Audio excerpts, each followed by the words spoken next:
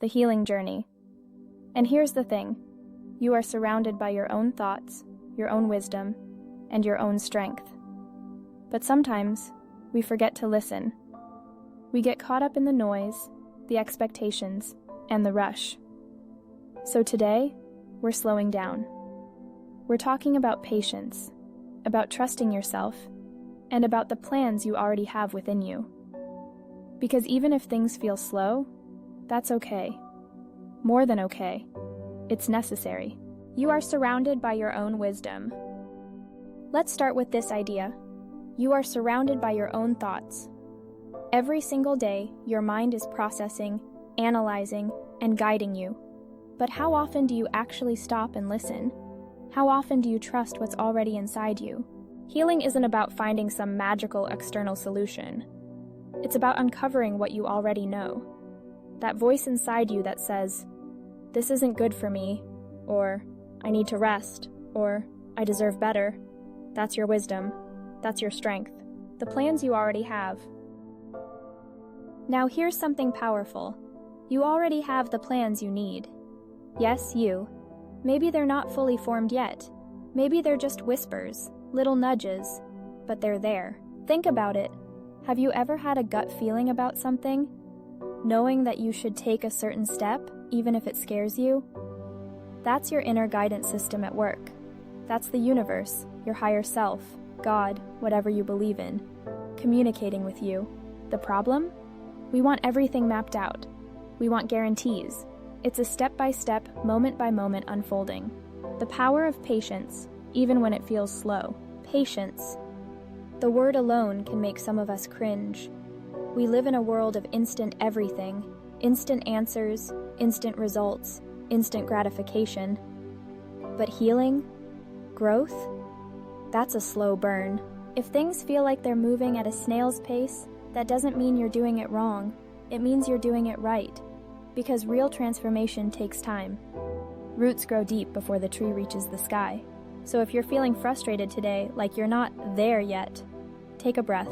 You are exactly where you need to be, the moving force within you. Here's the secret. You already have the momentum you need. That fire inside you, it's there. Even on the days you feel stuck. Even when it feels like nothing is happening, something is. Every thought, every small choice, every moment of self-awareness, it's all part of the movement. You don't have to force it. You just have to trust it. And if today all you did was breathe, was survive, was take one tiny step, that's enough. That's part of the journey. So here's your reminder for today. You are your own guide. You have the wisdom. You have the plans. And even when it feels slow, you are moving. Trust yourself. Be patient with yourself. And most of all, keep going. If this resonated with you, leave a comment below. I'd love to hear where you are in your healing journey. And if you know someone who needs to hear this today, share it with them. Remember, we're all in this together. Focus, boundaries and luxury mindset. Protect your energy. We're talking about something so crucial, yet so many of us get it wrong. Where to place your focus, who to give your energy to, and how to protect your peace, like it's the most valuable currency in the world. Because here's the truth. Not everyone deserves access to you. Not every thought deserves your attention. And not every connection is worth your effort. You're learning, maybe the hard way, that focus isn't just about discipline, it's about discernment. It's about knowing when to speak, when to act, and when to walk away. And most importantly, it's about pouring into yourself first, even when it feels like the world is demanding pieces of you. So if you've ever felt drained, stretched thin, or like you're giving more than you're receiving, this one's for you. Focus is a form of self-respect. Let's get real. Focus isn't just about productivity hacks or grinding harder. True focus is a form of self-respect. It's saying, this is where my energy goes, and this is where it doesn't. You're learning now that not every thought deserves your attention. Not every conversation needs your input. Not every person deserves your vulnerability. And that's not being cold, that's being wise. Think about it. How much time have you wasted on people who drain you? On over-explaining yourself? On chasing validation from the wrong places? That's energy you could have poured back into yourself. From now on, ask yourself, is this thought serving me? Is this conversation elevating me? Is this person reciprocating my energy? If not, redirect. Stop begging, start vibing. If you have to beg for energy, attention, or effort, it's not yours to have. You're not a charity case. You're not an option. You're a priority to yourself first. And when you start operating from that space, something shifts. You stop chasing, you stop negotiating your worth. You just vibe. If a connection isn't genuine, you don't linger. You don't try to fix it. You don't rearrange yourself to fit into someone else's low-effort energy. You protect your peace and keep it moving. Because here's the secret. The right people, the right opportunities, they flow to you when you're rooted in your own abundance, not when you're begging for scraps. Pour into yourself. The luxury mindset. Now, let's talk about the luxury mindset. No, I'm not talking about designer bags or private jets, though hey, no judgment. I'm talking about the mindset that says, I am my own greatest investment. You don't leak your energy. You don't give away your power. You don't share your deepest dreams with people who haven't earned the right to hold them. Why? Because you're protecting your abundance. Every time you withhold what's sacred, your time, your ideas, your love, from those who don't value it, you're making room for what's truly meant for you. So ask yourself today, where have I been giving too much? Where have I been begging instead of receiving? And most importantly, how can I pour that energy back into myself? Your energy is your power. At the end of the day, your energy is your power, and how you use it, or who you give it to, determines everything. From now on, be ruthless with your focus, be selective with your connections, and most of all, be generous with yourself. The luxury mindset isn't about having it all. It's about knowing you are enough, exactly as you are, and protecting that truth at all costs. If this hit home, drop A in the comments. I want to hear how you're protecting your energy these days. And if you know someone who needs this reminder, share it with them. Let's lift each other up. Stay focused, stay abundant. Breaking cycles and grounding your energy. The power of boundaries and alone time. Have you ever felt like you were stuck in a loop? Replaying the same old stories, the same old connections, the same old energy, even when you knew better? Like, no matter how much you tried to move forward, something kept pulling you back into the past? That, my friends, is the cycle of ungrounded energy. It's the ghost of connections that no longer serve you. The mental blocks that whisper, maybe this time will be different, when deep down you know it won't. Today, we're breaking those cycles. We're talking about why you must ground yourself in the present, why alone time is your greatest shield, and how to finally cut the cords of energy that keep you stuck. The illusion of past connections. Let's name it. That old energy, the Pisces, the watery, dreamy, nostalgic pull, it's not real, not anymore. It's a memory, a phantom, a habit of the mind. But here's the trap. When you keep revisiting it in your thoughts, you give it power. You stay tied to people, situations, and versions of yourself that no longer exist. Ask yourself, how long have you been doing this? How many times have you replayed conversations, rewritten endings, or hoped for a different outcome, only to end up right back where you started? That's the cycle. And the only way out is to stop feeding it. The defense energy, grounding in the now. Your protection isn't in overthinking. It's in grounding. Feed on the earth. Energy in the present. Focus on what's real right now.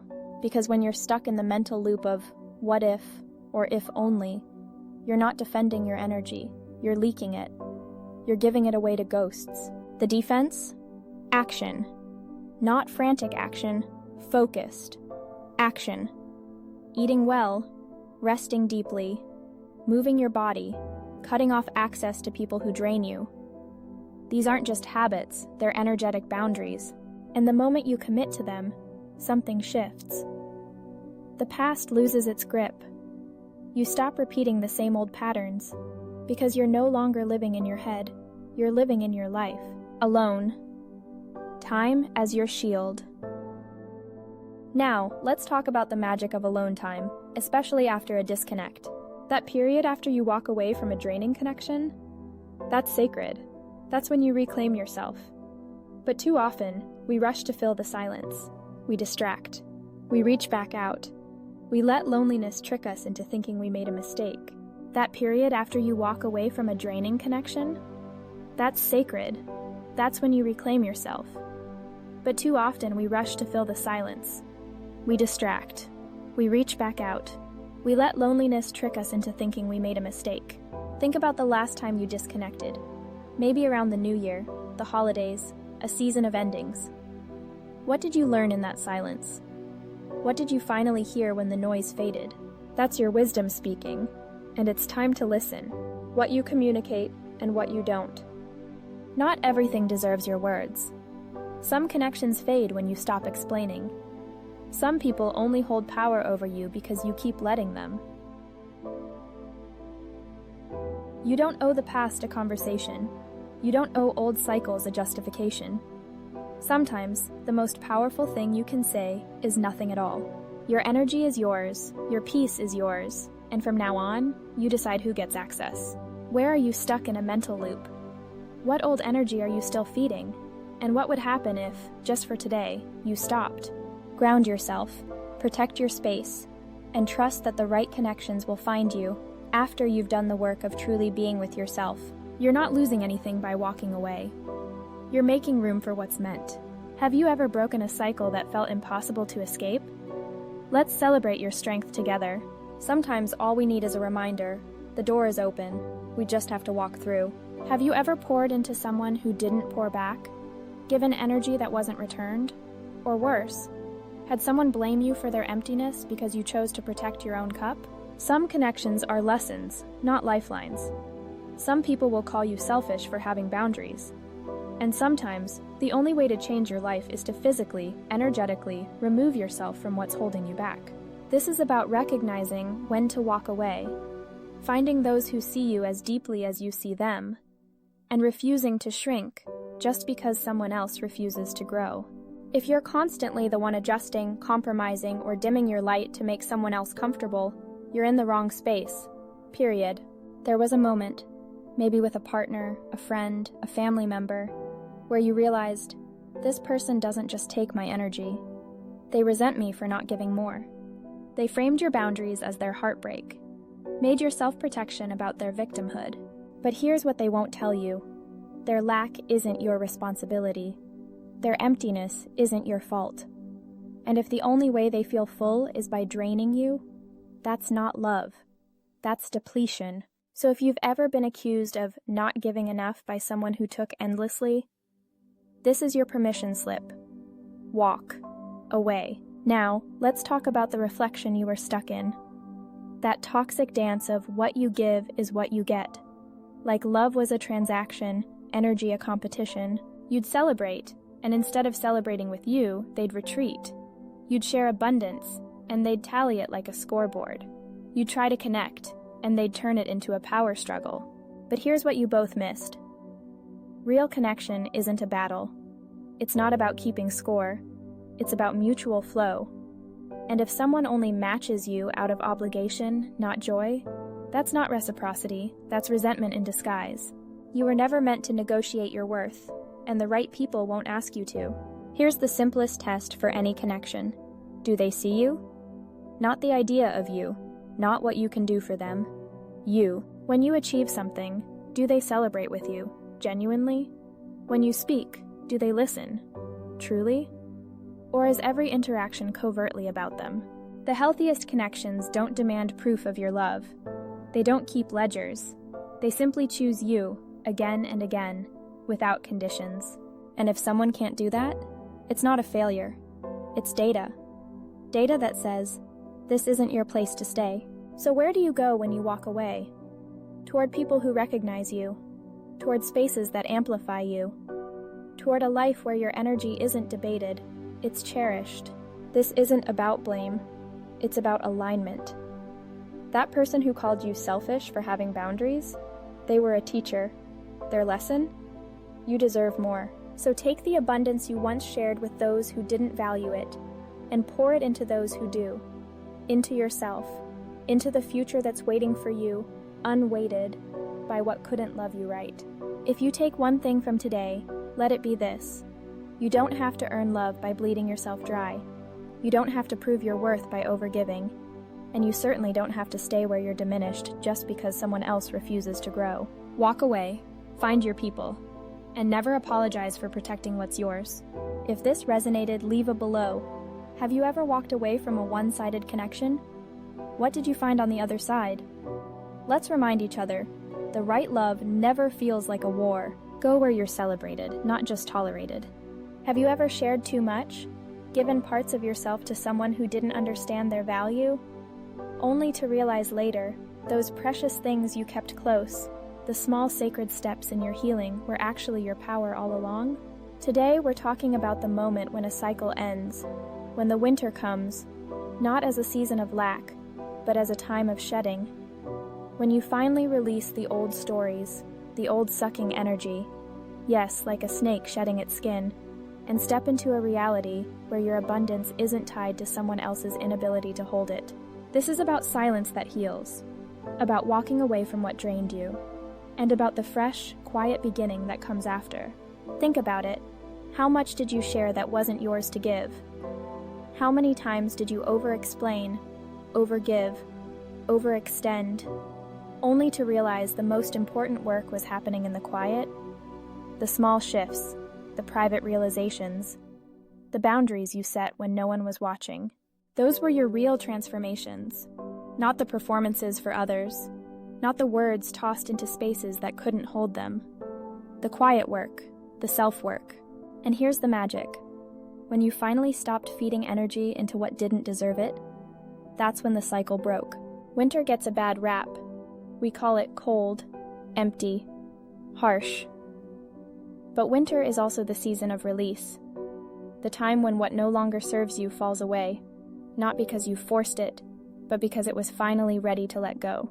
That old sucking energy, the one that drained you, that made you feel like you were never enough no matter how much you gave, it ended in the winter, not with a dramatic fight, not with a final word, but with silence, with distance, with you choosing yourself, quietly, and without apology. And in that space, you healed realities you didn't even realize were wounds. Here's where everything changed. You stopped seeing that connection as a loss and started seeing it as a lesson. The structures in your mind shifted. Where you once saw lack, you now see space. Where you once saw not enough, you now see more than I needed to leave. Because abundance isn't about what you get from others, it's about what you know within yourself. And once you realize that, the entire dynamic lost its power over you. You didn't just walk away from a draining connection, you walked toward a new beginning. And now there's a new energy, lighter, cleaner. No more old audio loops of anxiety, no more circular conversations that go nowhere. Just quiet. Just you. Just the decisions made on the side of your soul. Not out of fear, not out of lack, but out of deep, unwavering respect for your own time. The patience you have now isn't the kind that waits for others to change. It's the kind that trusts your timing. The anxiety? Fading. Because you're no longer fighting for a connection that fought against you. And the communication? Clear. Because you're finally speaking the language of your own truth. If you're here in this new space, know this. You didn't just leave something, you completed something. A cycle, a lesson, a chapter that needed to end so a better one could begin. So take a breath, look around. This is your fresh start, and it's yours. Have you ever had a winter that healed you? Let's honor those quiet transformations together. And if you know someone who's still stuck in the old cycle, share this with them. Sometimes, all we need is the reminder. Letting go isn't loss, it's liberation. Trust your endings. They're making room for your beginnings. There comes a moment, a reckoning, when you realize the very things you thought were your security, your castle, have become your cage. The abundance you built comes with invisible chains. The success you earned steals your freedom, and the life you thought you wanted, it's draining you. Today, we're talking about the courage to walk away. Not in defeat, but in revolution. Because sometimes the only way to win is to leave the game entirely. Let's name it. You built something impressive, a career, a lifestyle, a kingdom others admire. But inside, you feel stuck, stressed, like you're constantly giving energy to something that no longer gives back. The money's good, but your soul is tired. The status is there, but your joy is gone. And every morning you wake up asking, is this really it? That's your sign. That's the universe whispering, this castle, it's not your home anymore. Here's the trap. The more you achieve in a system that doesn't align with you, the harder it is to leave. The rewards feel like proof you should stay. The stress feels like just part of the grind. But deep down, you've seen the blockages, the lack of real freedom, the way your creativity is stifled, the sheer exhaustion of pretending this is what you want. That sticky stress? That's not success, it's quicksand. And the longer you stay, the deeper it pulls you in. So here's the radical choice. Leave the castle. Not with resentment, not with drama, but with the quiet certainty of someone who knows their worth isn't tied to a title, a paycheck, or someone else's idea of success. Pack up your real treasures, your passion, your peace, your unshakable self-respect, and walk. No begging for permission, no waiting for a better time, just go. Yes, it's terrifying. Yes, people will call you crazy. But what's worse? Wasting another year living someone else's dream?